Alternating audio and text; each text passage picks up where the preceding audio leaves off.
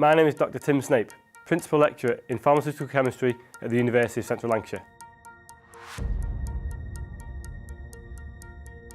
My research group makes new molecules which can hopefully one day be used to treat disease.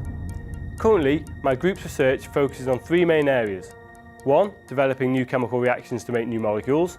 2. Making new anti-cancer agents. And 3. Making new antimicrobial agents.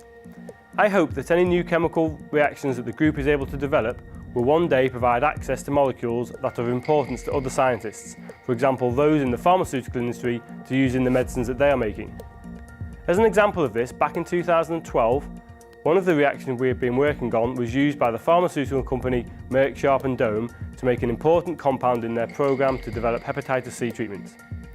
The group is also interested in studying the biological activity of the molecules we make, in particular their biological activity as treatments for malignant brain tumours in collaboration with Royal Preston Hospital and Brain Tumour North West, and as antimicrobial agents against resistant infections, currently a very important healthcare issue.